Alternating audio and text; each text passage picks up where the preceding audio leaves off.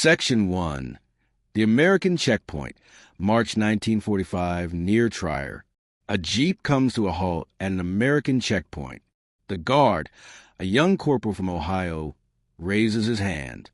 Inside the vehicle, an older man sits in the passenger seat. Plain field jacket. No rank insignia. Nothing to indicate who he is. Just an M1 helmet and the unmistakable pearl-handled revolvers at his hips. The corporal blinks. General Patton.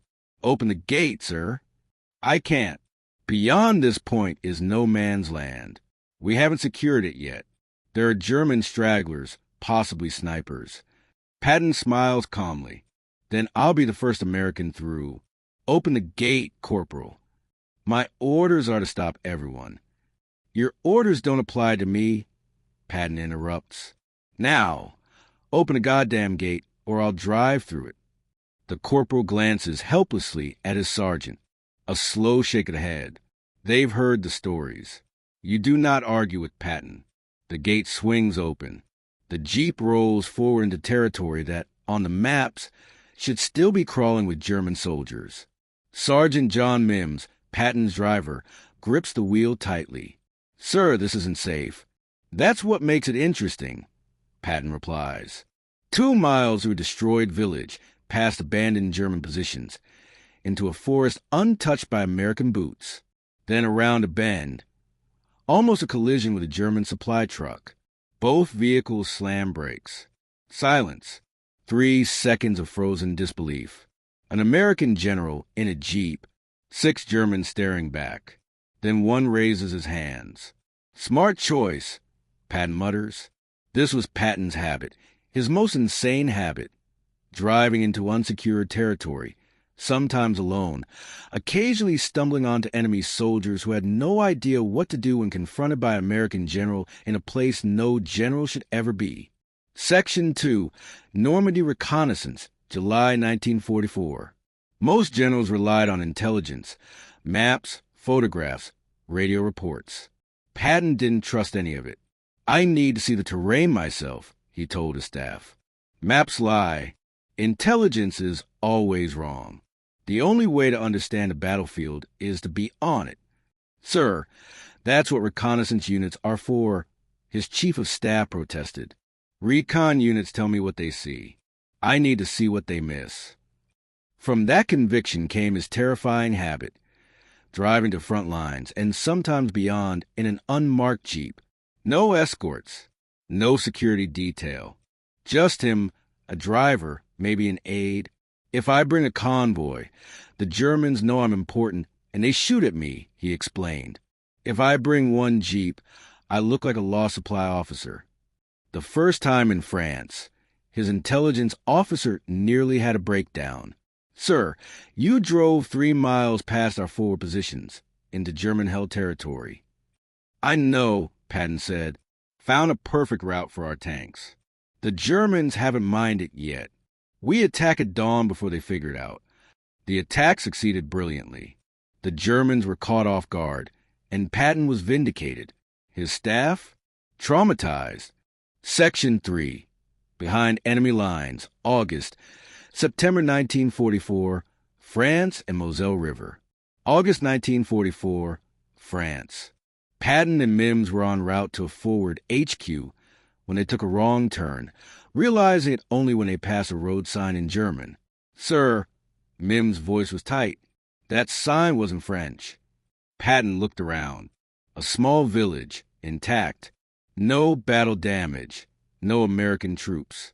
I think we're behind enemy lines, Mims said. Looks that way, Patton agreed calmly.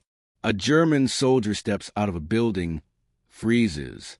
Patton waves casually. The soldier, confused, waves back. Drive. Patton whispers. Slowly, like we're supposed to be here. They roll through the village, past German soldiers, vehicles, even a German officer who glances without recognition. Only after they return to American territory does Mims exhale. Sir, that was good intelligence. Patton interrupts. That village has about 200 Germans. Light weapons, no tanks. We take it tonight. They do. Minimal resistance. When interrogated, the German commander notes something odd. An American jeep drove through yesterday. Thought it was reconnaissance. By the time they realized the occupants had stopped to observe them, they were gone. No one knew it was the commanding general of the Third Army. September 1944, Moselle River. American forces needed to cross, but most bridges were destroyed. Engineers searched for viable points. Patton didn't wait. He drove to the river, parked, and walked the bank, fully exposed within easy rifle range. "Sir," hissed his aide, "Germans can see you." "I can see them too," Patton replied, binoculars raised. Some German soldiers did raise their rifles. Patton didn't flinch. They hesitated, confused. An American officer, calmly observing across the river. 5 minutes later, he lowers his binoculars. "Found our crossing. 300 yards downstream. Shallow enough for Shermans." "How can you tell?" "Look at the current. The rocks, where they aren't defending. They're not stupid. They're just wrong." The crossing succeeded. Again, Patton's instinct for terrain proved flawless. Section 4. The German roadblock. October 1944, near Metz. Patton's jeep neared what should have been an American checkpoint. Too late. Mim saw that the soldiers manning it wore German uniforms. "Sir, I see them." Mim said, "Keep going." "Don't stop," Patton replied. "They're going to stop us." "They won't. Floor it." Mims accelerated. The jeep thundered past the checkpoint. The Germans shouted, "Raise your weapons," but froze, shocked by the American vehicle charging through. By the time they reacted, the jeep was 200 yards away and still gaining speed. "Are they following?" Patton asked calmly. Mims checked the mirror. "No, sir. I think they're too confused." "Good. Mark that on the map. That checkpoint shouldn't be there. The Germans moved forward overnight. We need to adjust our lines." Back at headquarters, Patton reported the discovery. "How did you find this, sir?" an intelligence officer asked. "I drove through it," Patton said casually. "You drove through it?" "They were too surprised to fire," he replied. Section 5. The Forest Encounter. November 1944, Herkin Forest. Patton was scouting terrain for an upcoming offensive. The forest was lightly held by German forces. His jeep moved slowly along a narrow road when they ran into a German patrol, about 12 men. Both sides froze. Patton stood in the jeep, revolver drawn, and shouted in broken German, "Hindi auch! Hands up!" The Germans looked at one another. They outnumbered him 12-2, yet Patton's unwavering confidence and lack of fear made them hesitate. One soldier slowly raised his hands, then another, until the entire squad surrendered. "Mims," Patton said calmly, revolver still raised. "Radio for infantry." "The radio doesn't reach, sir." "Drive back and get them. I'll wait here." "Sir, you can't stay here alone with 12 armed Germans." "I can." "They're surrendering." "Go." Mims, against every instinct, drove off. For 20 minutes, Patton stood in the jeep, revolver in hand, facing the prisoners. None moved. When American infantry arrived, they found him still standing. 12 Germans seated on the ground with hands raised. "General Patton, what are you doing here taking prisoners?" An infantry lieutenant exclaimed. "Get them processed," Patton said. Through a translator, the German squad leader asked, "Who was that officer?" When told it was General Patton, commander of the Third Army, their faces went pale. "I surrendered to Patton." "Alone?" "Yes, we could have killed him, but we didn't. He had the eyes of a crazy man. We were afraid of what he would do if we moved." Section 6. Near death at Koblenz, December 1944. Patton's forward reconnaissance nearly cost him his life. Driving through recently captured territory, German artillery opened fire, mistaking the jeep for a supply convoy. Shells exploded around them. Mims swerved to avoid impact. One shell landed 5 feet from the jeep, flipping it. Patton was thrown clear, landed hard, and rolled his feet. "Mims!" he shouted. The driver was trapped under the overturned Jeep, unconscious. Another shell came screaming in. Patton dove flat, crawled to Jeep, tried to lift it, but couldn't. An American tank arrived, part of patrol drawn by the artillery. "General Patton," the tank commander shouted. "Get over here and help lift this Jeep. My driver's trapped." Patton called. The crew jumped down. Together, they lifted the Jeep enough to free Mims, who was injured but alive. "Sir, what are you doing out here?" the tank commander asked. "Reconnaissance," Patton said, brushing himself off. He radioed headquarters. "German artillery active in this sector." "Sir, you're bleeding." Patton looked at a cut on his arm. "It's nothing. Get Mims to a medic." "You should go too." "I said it's nothing. I have 3 more positions to scout today." He commandeered a vehicle from the tank unit and carried on. That evening, his chief of staff confronted him. "Sir, you were nearly killed. Your driver is in the hospital. When will you stop taking these insane risks?" "When the war is over, or I'm dead. Whichever comes first," Patton replied. Section 7. German Commander's Report, December 1944.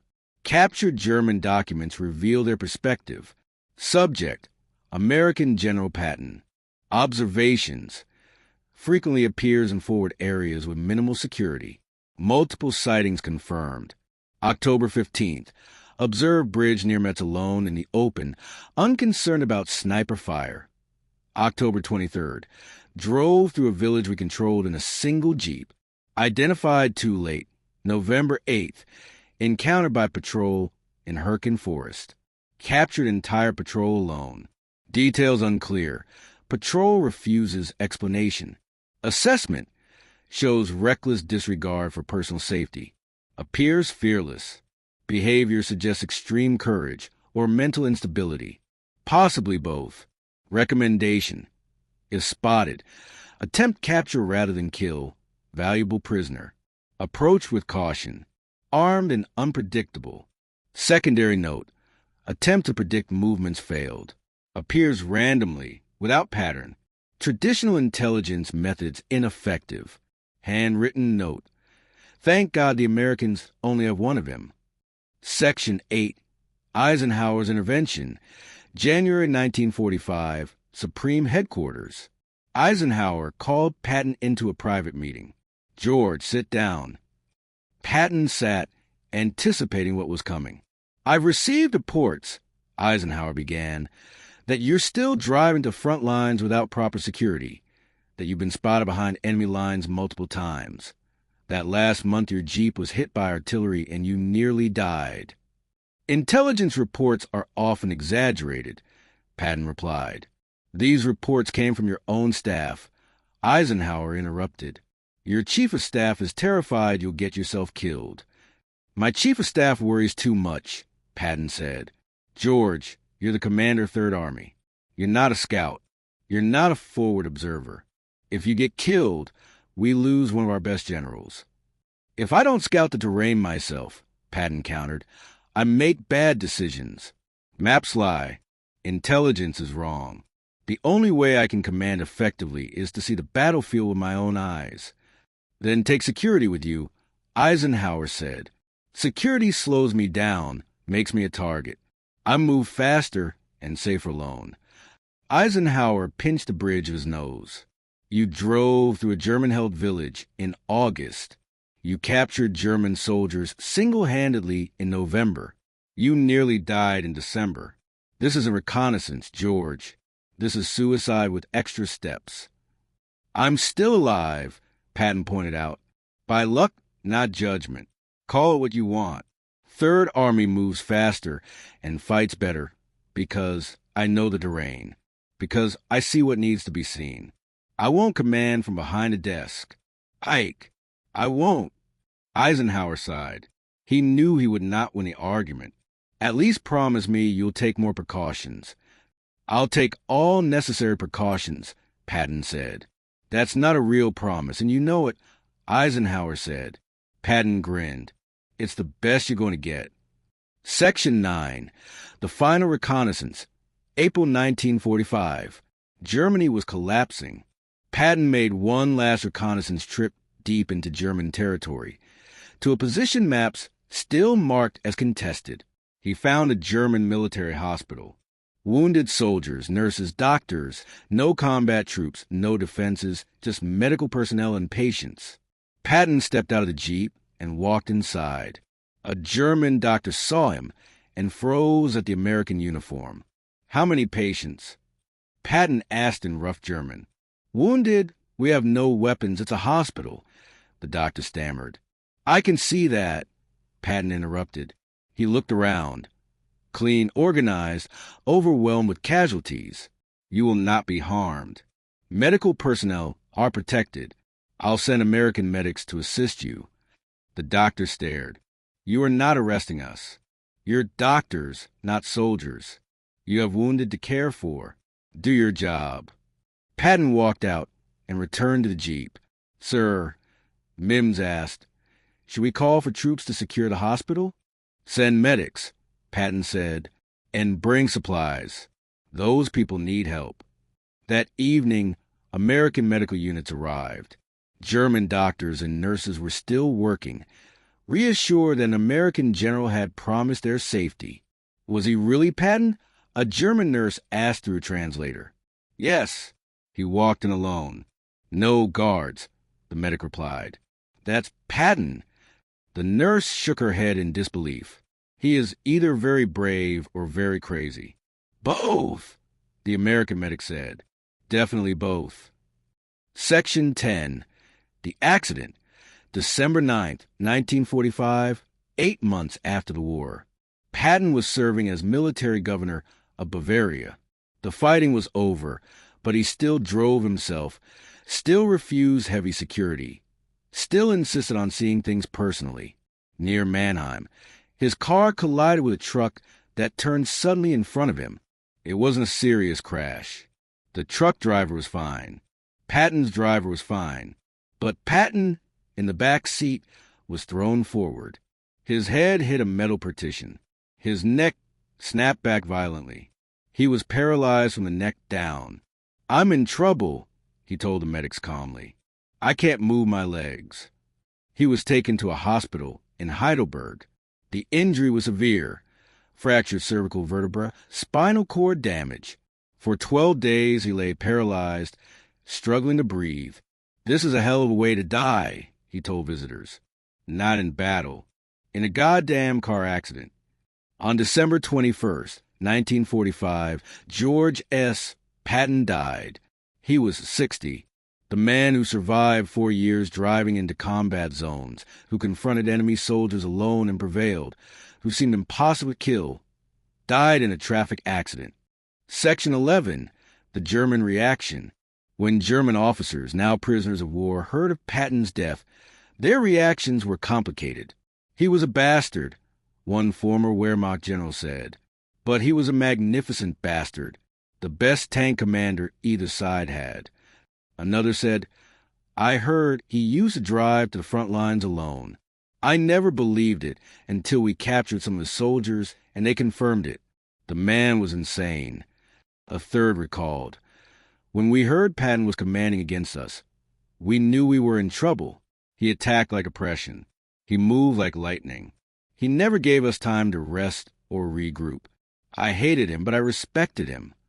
From a captured German intelligence officer, "We tried to kill him so many times. Artillery, snipers, ambushes. He should have died a dozen times. The fact that he survived the entire war and then died in a car accident, that's the universal sense of humor." Closing, George S. Patton. Patton spent 4 years of work doing things no general should do, driving to the front lines without security, walking through contested territory alone, encountering enemy soldiers, and either capturing them or bluffing his way past, scouting terrain personally under fire, completely exposed. His staff begged him to stop. Eisenhower ordered him to stop. Common sense demanded he stop. He never stopped. "Why do you do it?" an aide once asked. Why risk your life when you have intelligence officers and scouts to do this for you? Patton thought for a moment. Because I'm asking young men to die for me. The least I can do is share their danger. If I'm not willing to risk my life, why should they risk theirs? It's a noble sentiment. It's also insane. But it's what made Patton the most feared Allied commander of the war. Not just because of his tactics or aggression, but because his soldiers knew their general wouldn't ask them to go anywhere he wouldn't go first. When German soldiers encountered Patton where he shouldn't be, standing on a bridge under fire, driving to their positions, walking alone in no man's land, they face an impossible choice: shoot an American general, one of the most valuable targets in the war, or surrender to a man so confident, so fearless, that being outnumbered didn't seem to matter. Most chose surrender, because Patton had something that transcended tactics or firepower, absolute, unshakable confidence that he was invincible. He wasn't invincible. He died in a car accident on a quiet road. But he spent 4 years convincing both his own soldiers and the enemy that he was. And that belief won battles. "Sir, you can't go there," his staff said 1,000 times. And 1,000 times, Patton went anyway, until the day he couldn't anymore.